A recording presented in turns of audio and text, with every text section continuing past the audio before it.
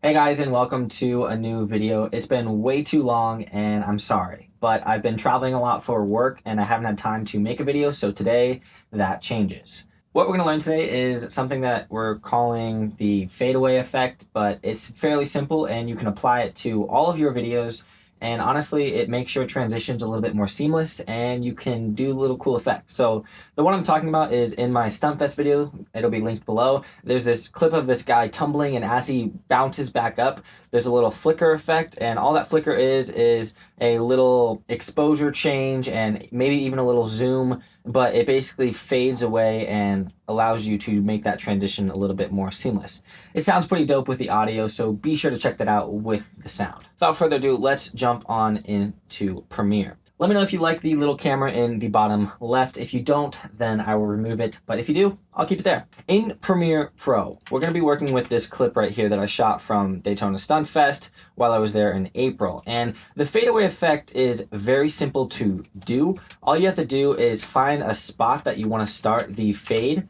And I'm going to go right here and make a cut by hitting C on my keyboard and make a cut in that clip. And then let's see how long we want this to last. So probably right about to there, I'm gonna make another cut on my keyboard by hitting C. What we're gonna do is hold Alt and drag our clip above the other clip. So now we have two clips. Anything that we do to this clip will be considered the fadeaway effect. So first things first, we can just increase the scale to like 115. All we did was increase the scale, and now in order to do the fadeaway effect, all you have to do is go to the right-hand portion of your clip and right-click and select Apply Default Transition. That will pretty much add a cross dissolve. Now, there's a couple ways of doing this. You can either add a cross dissolve or you can just manipulate the opacity yourself. But playing this back, you'll see it looks like this. So obviously this was a little bit too slow. So all we have to do to speed this up is drag our top clip to the left a little bit, and that'll speed that transition up. So these fadeaway effects are designed to be pretty fast, and you want them to be like a quick little transition to help you get into your next clip. But now that's not the only thing that you can do with the fadeaway effect. For example, that was just the scale. So if we bring the scale back down to 100, let's look at some other options that we can do. For example, you can go to the color tab and let's increase the exposure all the way up, and then check out what this looks like. So awesome. So that was like a little flash fadeaway effect, and we may want to drag this out a little bit longer.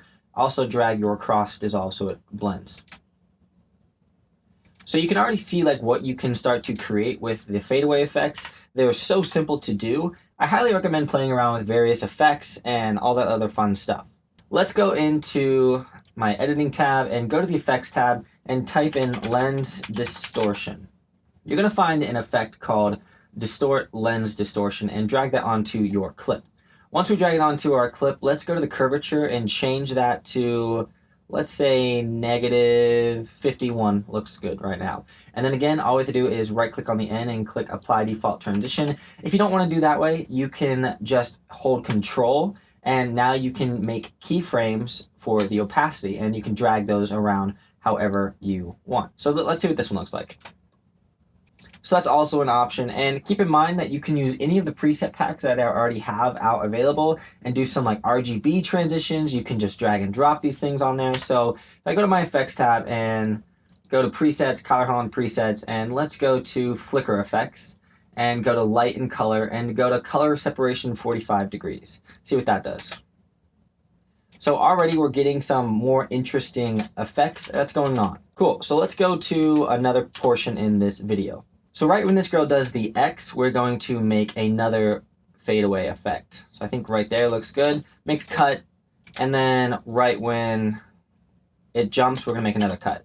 Hold Alt on your keyboard and drag that puppy up.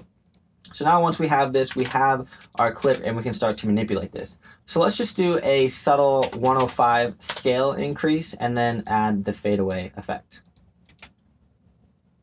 Already it's adding something cool to our video.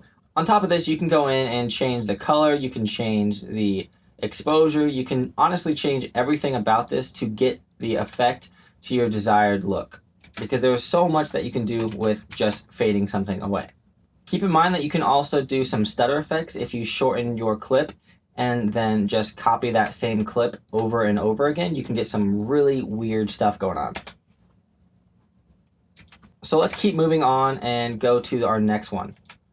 So right here, this guy lands a Cupid and it goes right into the next clip. So I think as soon as as soon as it touches, I'm going to add another fadeaway effect. And then it goes into this clip. So let's hit C on a keyboard and drag this clip up. So now that we have this clip, let's do something different. So I'm going to head on over to the Effects tab, and let's type on an effect called VR Digital Glitch. You'll see that it adds a little bit of RGB and some really distorted pixelated stuff, and right away we can just go to the end, right-click and select Apply Default Transition, and that'll give us this like little flicker effect. Keep in mind that you can do this both ways. So if you want to fade something in, you can right-click on the beginning portion, and you can fade in the effect so that it will help you transition into your next clip. I'm going to drag my clip to the right a little bit more and fade out the back end of it. But I don't like how this digital glitch is looking, so I can go into my effects controls and go to VR Digital Glitch. Let's change the distortion color all the way up to 100 and change the geometry distortion X down to 0. And distortion complexity, let's bring that down to 0 as well. So now we have a little RGB fade in, fade out transition. So right here, when my friends Jay and Wit sauce this one-to-one, when she lands, I want it to punch in a little bit and maybe do like a little stutter. So I'm gonna make C on the keyboard, and we'll go until that zoom happens and hit another C to cut. Hold Alt and drag up, and then what I'm going to do is a little 105 zoom. Most of the time, the fadeaway effects works best when you are zooming something. Boom. So as you see, it's just a subtle zoom. It is so subtle, but honestly, it helps out the transition. So if you guys have any ideas for another use for the fadeaway effect, just let me know down below so you can help everyone else out. I'm so excited to be back in the YouTube game because it's been so long, but you guys still know the drill. If you liked the video, hit that thumbs up. Let me know what you think down below. And if you're new, consider subscribing because I'm going to be making some more stuff in the future. I'll see you next time.